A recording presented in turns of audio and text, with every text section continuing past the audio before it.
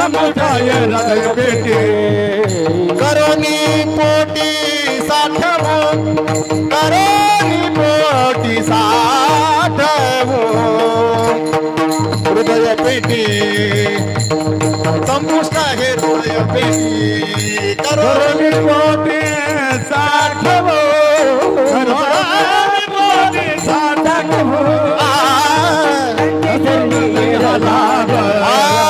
संत संत दर्शनी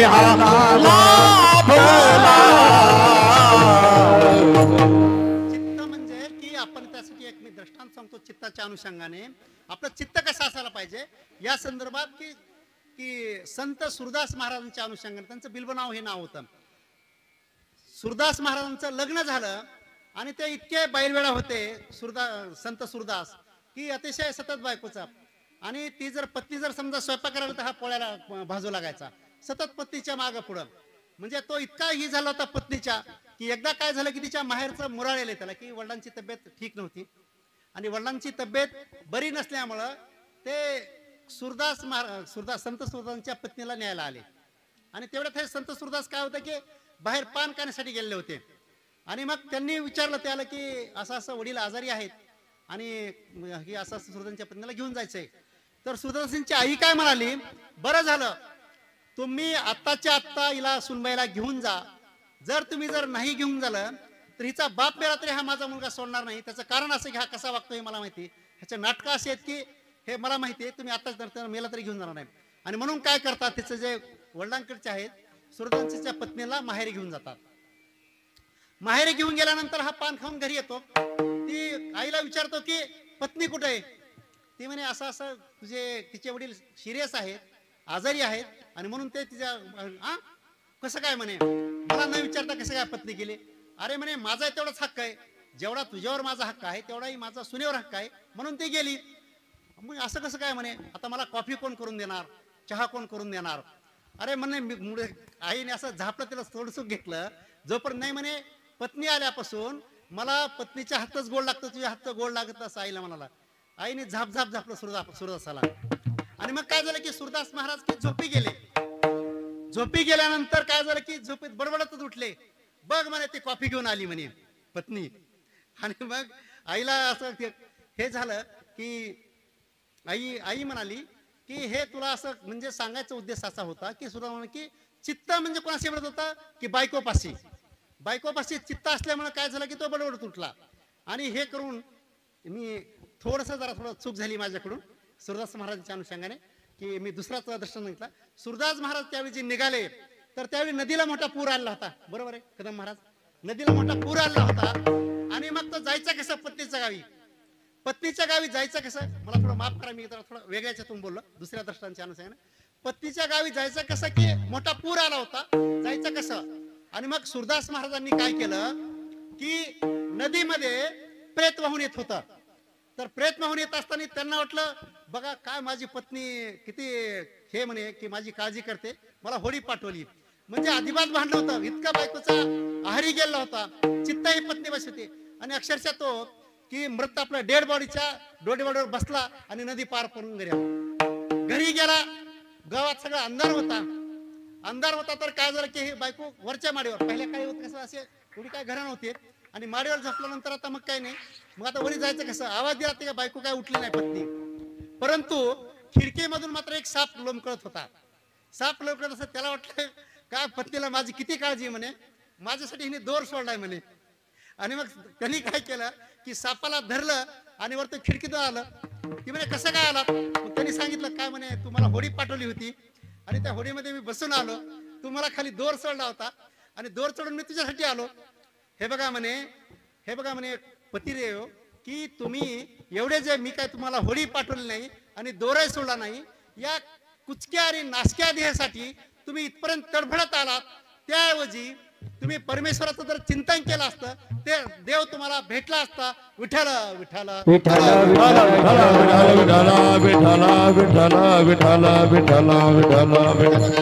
सांगायचा उद्देश असा आहे की तुकाराम महाराज म्हणतात की चित्त हे मात्र ठेवले पाहिजे. तुका म्हणे चित्त करारे निर्मळ, तुका म्हणे चित्त करावे निर्मळ, येऊनी गोपाळ राये तेथे, येऊनी गोपाळ राये तेथे. तुका म्हणे चित्त करारे निर्मळ, तुका म्हणे चित्त करावे निर्मळ, येऊनी गोपाळ राये तेथे, येऊनी गोपाळ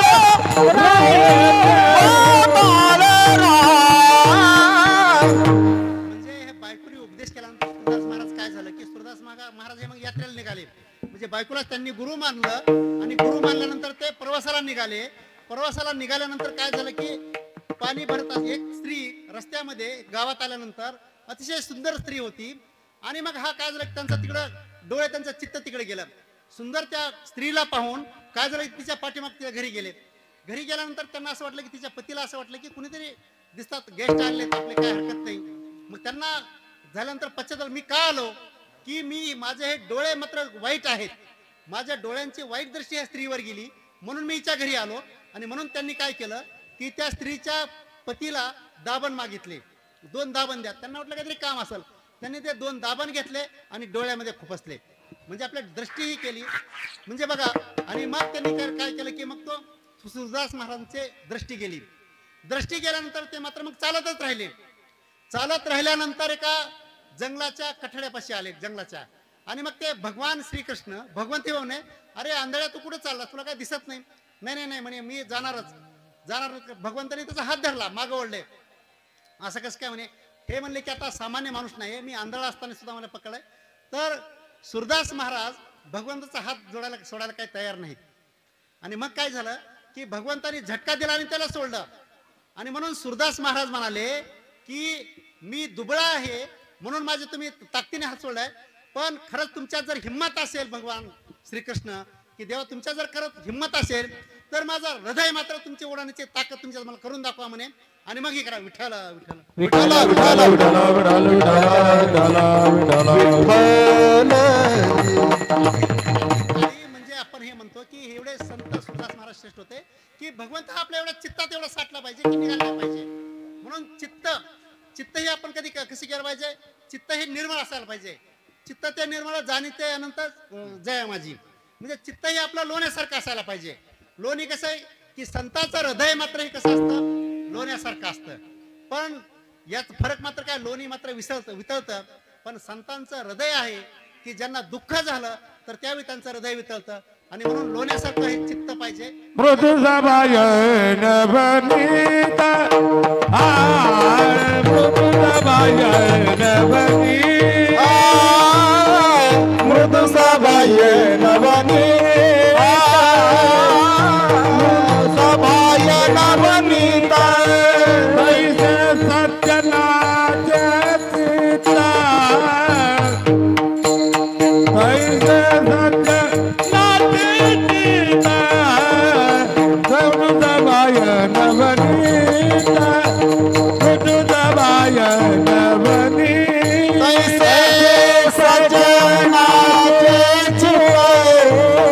कैसे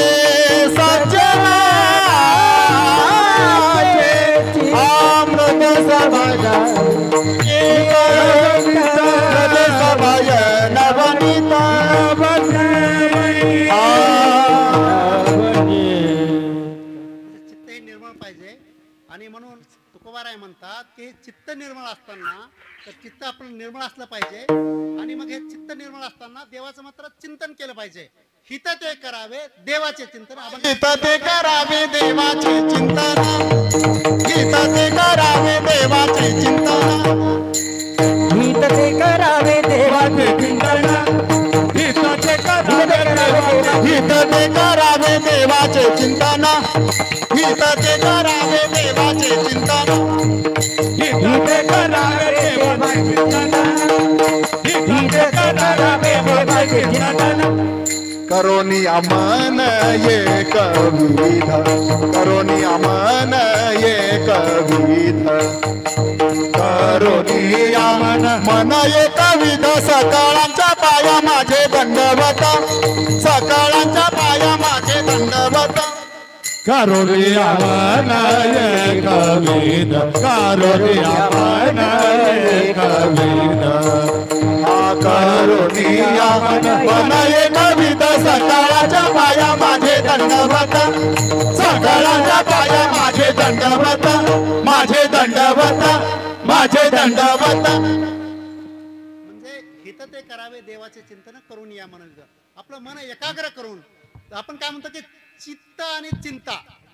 चिंता हे माणसाला जाळतं. चित्ता म्हणजे काय? चित्ता आपलं चिंता हे जाळते पण चिंतन जे आहे की देवाचं चिंतन आहे मात्र की चिंतन कसं आपण मन एकाग्र करून केलं पाहिजे. देवाचं चिंतन जे आहे की चिंतनाने आपण काय म्हणतो की चिंतनाने पापे जळती. आपण जर देवाचं नामस्मरण केलं चिंतन जर केलं तर ह्या चिंतनाने की आपल्याला जे जे पाहिजे जे आहे की चिंतन जर देवाचं केलं आहे की एकमान विधून करून आपण चिंतन केलं पाहिजे. सतत आपण देवाचं चिंतन असलं पाहिजे. बघा आपण काय होतं की काम क्रोध मत्स आणि मत्सर जे आहेत की हे जे आहेत की आपलं मात्र की नेहमी आपल्याला त्रास देतात. आणि हे जर आपण जर ह्याच्यातून जर बाहेर पडायचं असेल तर देवाचं चिंतन केलं पाहिजे. चिंतन कसं केलं पाहिजे की नामस्मरण केलं पाहिजे. आपण अगोदर सांगितलं. म्हणून तुकाराम महाराज म्हणतात की निघूनही जाते आयुष्य हातोहात निघूनही जाते आयुष्य हातोहात विचारी पायी हितलवलाही. बरोबर आहे की नाही? मग आयुष्य आपलं निघून जात आहे.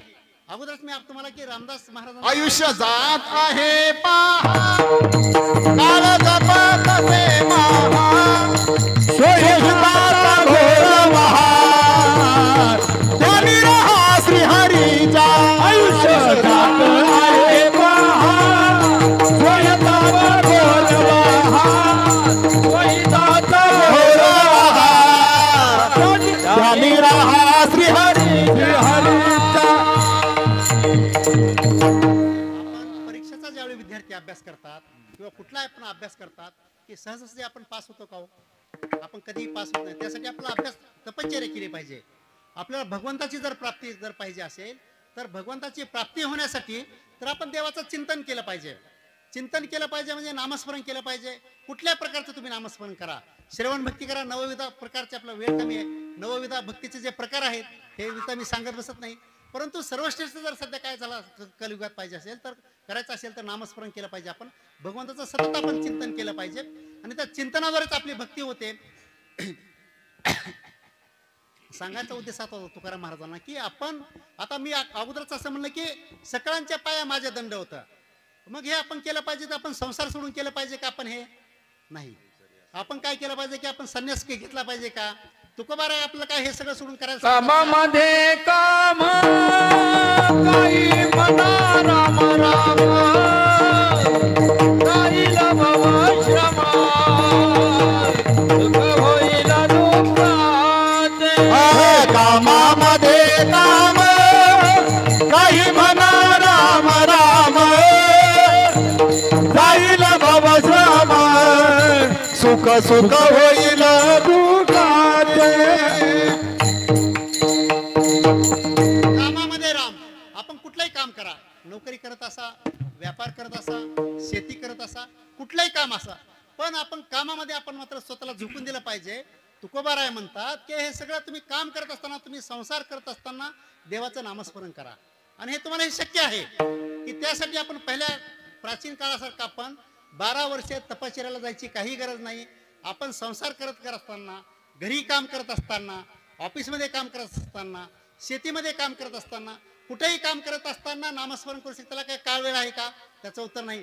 कधी कुठल्याही क्षणी आपण त्यांना आपण काम करू शकतो. आपण दोन्ही पक्ष पायी उद्धाराचे दोन्ही पक्ष पायी हरि उद्धाराची दोन्ही पक्ष पायी उद्धाराती दोन्ही पक्ष पायी काळ वेळ नाम उच्चारिता नाही काळ वेळ नाम उच्चारिता नाही दोन्ही पक्ष पायी उद्धाराचे उद्धारा दोन्ही पक्ष पायी उद्धाराती उद्धाराती.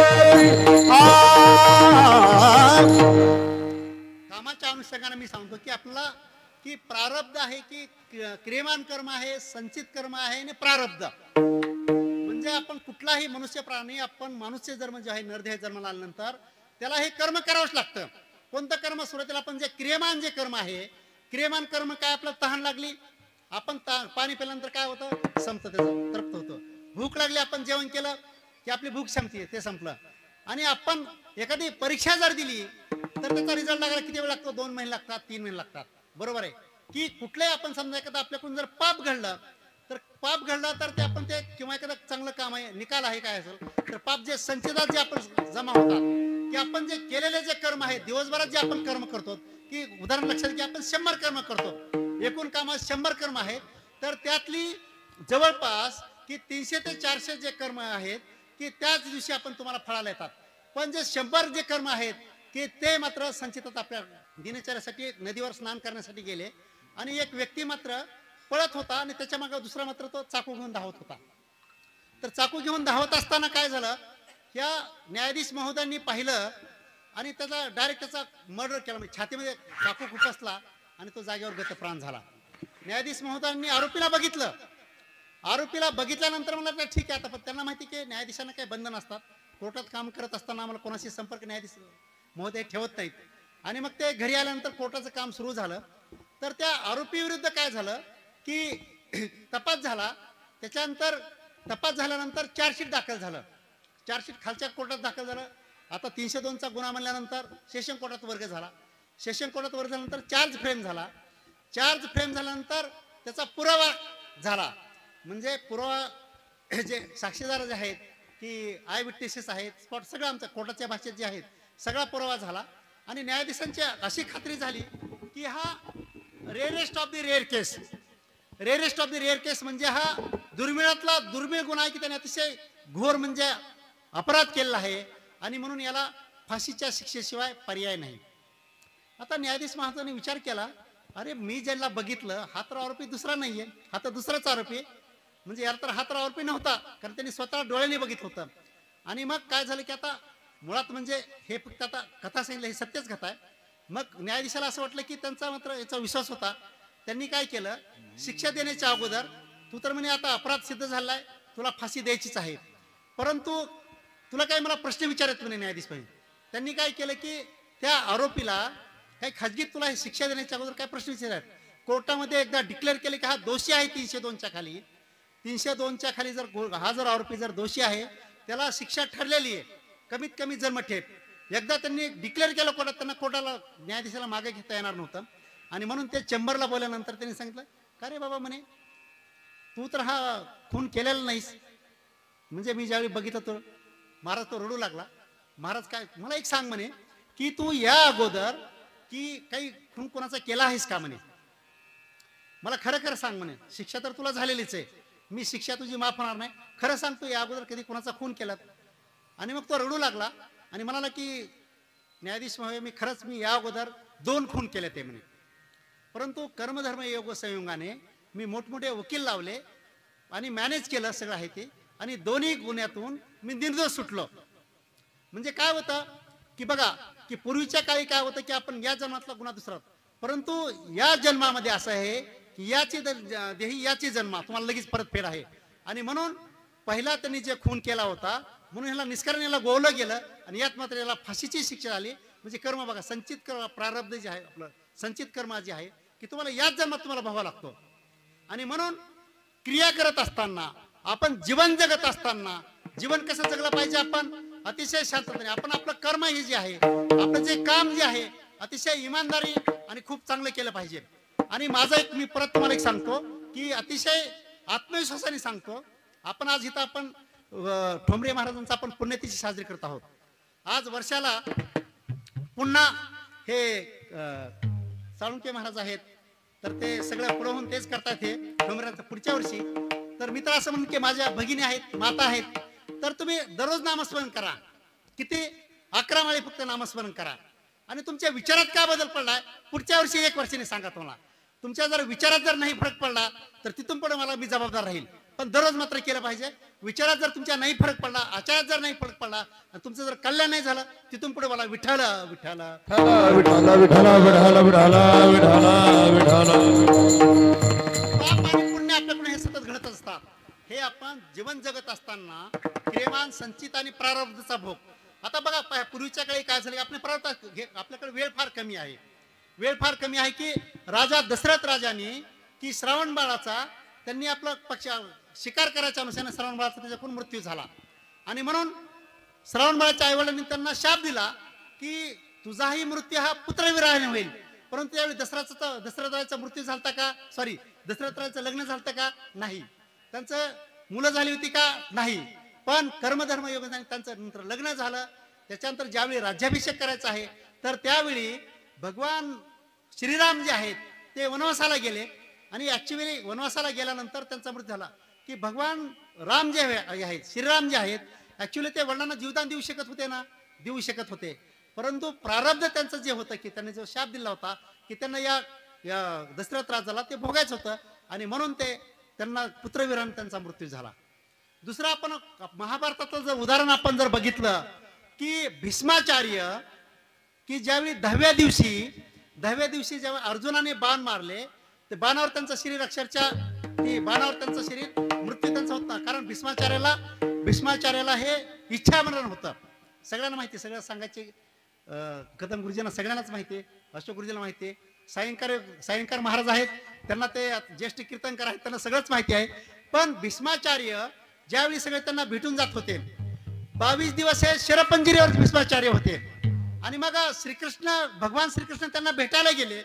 आणि भगवान श्रीकृष्ण म्हणाले की कारण त्यांना भीष्माचार्यांना उत्तरायणात त्यांना मरण हवं होतं, दक्षिणात त्यांना मृत्यू नको होता. आणि म्हणून ते भेटायला गेल्यानंतर त्यांनी म्हणाले की त्यांनी विचारपूस केली. त्यावेळी भीष्माचार्य म्हणाला की भगवान तुम्ही काय माझी काय चेष्टा करतात का, आणि त्यांना हे आहे का, आणि हे मला हे का मी भोगता हो. तर भगवान श्रीकृष्णांनी काय केलं की त्यांना दिव्य दृष्टी दिली. आणि दिव्य दृष्टी दिल्यानंतर की 50 वर्षापूर्वीच्या जन्मामध्ये त्यांनी काय केलं होतं की भीष्माचार्य तरुण असताना एका सरड्याला मारलंच नाही, त्यांनी तो सरडा भीष्माचार्यांनी त्या काळामध्ये त्यावेळेस त्यांच्या तरुणपणामध्ये तर तो सरडा त्यांनी निवडुंगावर टाकला. म्हणजे काय झालं की ज्यावेळी संचित हे जे कर्म केलं आहे त्यांनी की त्यांना ह्या बाणावर त्यांना ते केलं. परंतु काय झालं, ते संचित ते प्रारब्ध संचित जे आहे ते परिपक्व व्हायला की हजारो वर्ष लागली. आणि म्हणून भीष्माचार्याला 22 दिवस त्यांना शरपंजीवर लागलं की जरी सरड्याचा मृत्यू हा निवडुंगावर अतिशय कमी 5 मिनिटात झाला असेल तरी भीष्माचार्यांना मात्र की त्यांना 22 दिवस शरपंजीवर राहावं लागलं. तर हे असं प्रारब्धच हे ते आहे. विठ्ठल विठ्ठल विठ्ठल विठ्ठल विठ्ठल विठ्ठल विठ्ठल. संत जे आहेत की आपल्याला 3 गोष्टी आहेत की नरदेह मिळणं हे दुर्लभ. दुसरी गोष्ट म्हणजे की मुमुक्षुत्व म्हणजे अत्यांतिक दुःखाची निवृत्ती आणि परमानंदाची प्राप्ती, हे दुसरं. आणि तिसरं जे आहे की संत भेट होणं हे अतिशय दुर्लभ आहे. संताची जर भेट झाली आपली, संताची भेट झाल्यानंतर ते मात्र आपलं नशीब आहे. संताच्या जर आपलं संगती लागली तर आपलं कल्याण झाल्याशिवाय राहतच नाहीये. बरोबर आहे की नाही. आणि म्हणून की तुकाराम महाराज काय म्हणतात की हित ते करावे देवाचे चिंतन.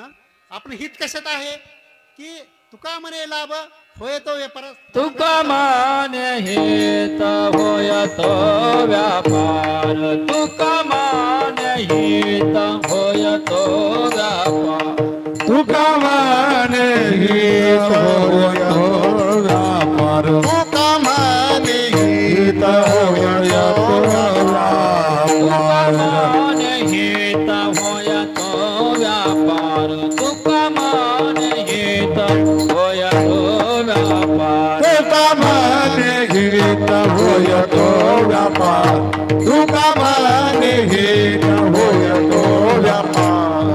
कदा काय फारा शिकवावे, कदा काय फारा शिकवावे, सकळांच्या पाया माझे दंडवत, सकळांच्या पाया माझे दंडवत. काय पार शिकवावे, शिकवावे करताय पार शिकवावे सकळाच्या पाया माझे दंडभर सकळाच्या पाया माझे दंडभर आपुलाले चित्ता शुद्ध करा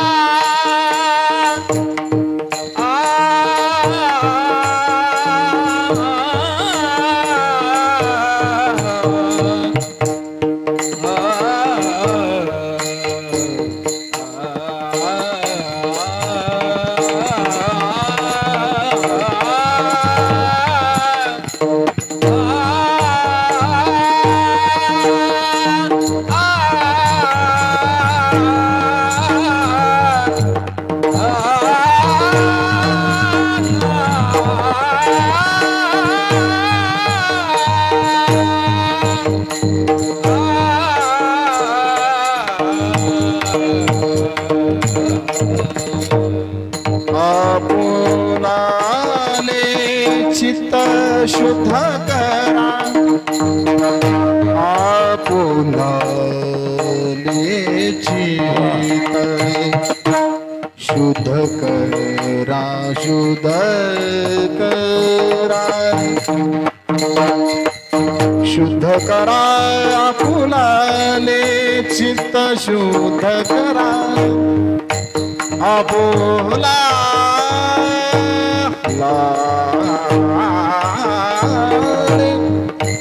चित्त शुद्ध करा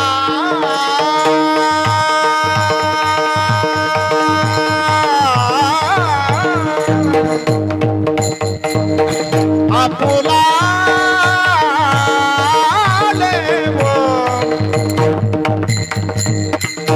आपुलाले चित्त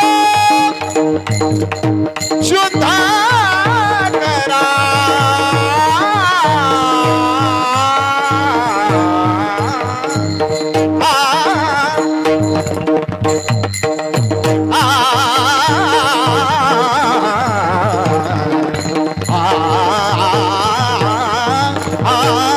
आपुलाले चित्त शुद्ध करा शुद्ध करा आपुलाले चित्त शुद्ध करा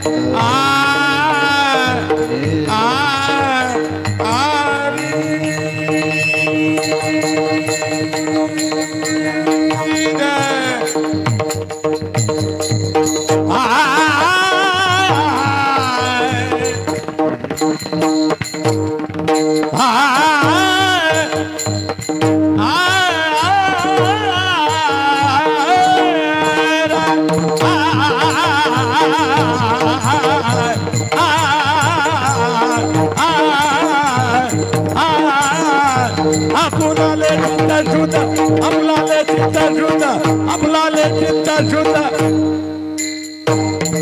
आपुलाले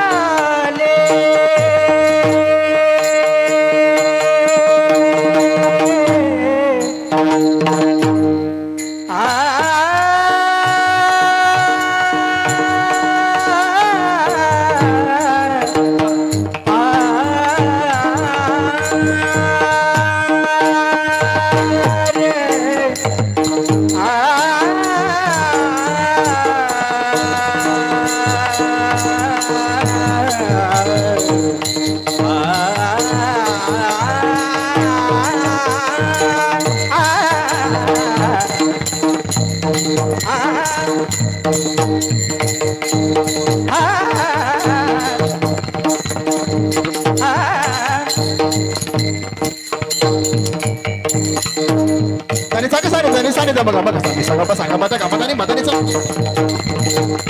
धनी सा सा सा धनी धनी धनी धनी धनी धनी धनी धनी माझा माझा माझा माझा माझा माझा सांगा सांगा मग गमा गमा माझा माझा ने ने ने धनी सा गा गा गा सा ग म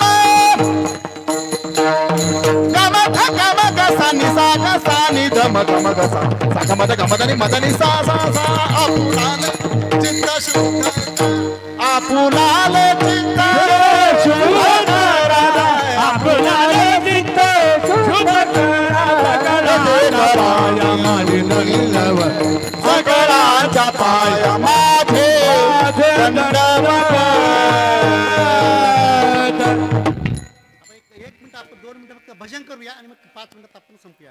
जय विठोबार कुमार विठोबार कुमारी विठोबार कुमार विठोबार कुमारी हरे विठोबार कुमार विठोबार कुमारी हरे जय विठोबार कुमार विठोबार कुमारी विठोबार कुमार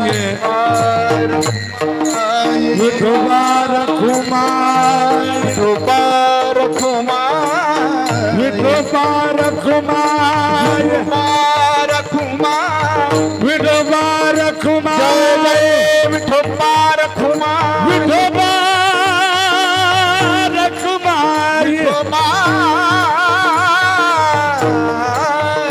हरे विठोबार विठोबार कुमार विठोबार कुमार विठोबार जय विठोबार कुमार कुमार जय जय कुमार विठोबार कुमार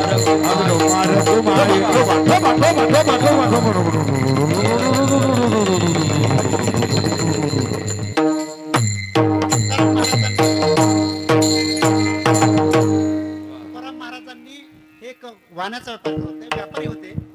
तुकाराम महाराजांनी मिरच्याचा व्यापार केला, मिठाचा व्यापार केला, पण त्यांना तोटा आला की ज्यावेळी तुकाराम महाराज की वेगळे राहिले आणि वेगळे राहिल्यानंतर मग काय झालं की ह्या ज्या त्यांच्या हिशोबाच्या ज्या वह्या होत्या आणि मग ते कानू म्हणलं की अरे हे तुम्ही हे सगळ्यात इंद्रायणी कशाला बुडवतात. तर तुकाराम महाराज म्हणले की तुझं जे आहे ते हिस्स्याचं तुझं अर्धे वाटून घे. पण त्यांचं जे देणं जे होतं तुकाराम महाराजांनी ह्या सगळ्या त्यांच्या नोंद वह्या ज्या होत्या कर्जच्या तर त्या इंद्रामध्ये बुडवल्या. आणि तुकाराम महाराज म्हणतात की आपलं हित जे आहे, हित कशाचं आहे, असाच व्यापार करावा. म्हणून तुकाराम महाराज म्हणतात की आपलं हित कशाचं आहे की भगवंताचं नामस्मरण करतात. भगवंताच्या नामस्मरणाचे आपण आपला इतिहासामध्ये आपलं प्राचीन अनेक उदाहरण की अजमेळा पापराशी नामेनेला वैकुंठाशी. वाल्याकोळ्याचं उदाहरण सुद्धा प्रसिद्धच आहे. वाल्याकोळ्याचं तर आपली वेळ संपत आलेली आहे आणि वाल्याकोळ्याच्या अनुषंगाने ते आहे. नाथ महाराज हे म्हणतात की शिव माव जपती की प्रत्यक्षात भगवान शंकर सुद्धा नामाचं आपलं रामाचं नामस्मरण करतात, म्हणजे भगवान शंकर सुद्धा. आणि म्हणून ती जी कथा आहे की ती कथा आज मी तर काय उल्लेख नाही करणार कारण वेळ आपला 10 वाजलेला आहे.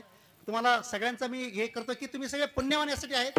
आज एवढं वातावरण खराब असताना, पाऊस असताना तुम्ही ह्या कीर्तनासाठी आलेत तर ह्याचं नक्कीच तुम्हाला ते पुण्य मिळण्याशिवाय राहणार नाही. कारण भगवंताचे श्रवण ही भक्ती फार मोठी भक्ती आहे, बरोबर एक नाही. आणि म्हणून हे आपण जे भक्तीला जे आलेले आहेत आज थोडासा वेळ बराचसा कमी मिळाला कारण माझं सुद्धा उशिराचं आगमन झालं. आणि त्या अनुषंगाने की आपण भक्ती केली पाहिजे, नामस्मरण केलं पाहिजे. आणि तुकाराम महाराज ह्यातच आपलं हित आहे. विठ्ठल विठ्ठल विठाला विठाला विठाला विठाला विठाला विठाला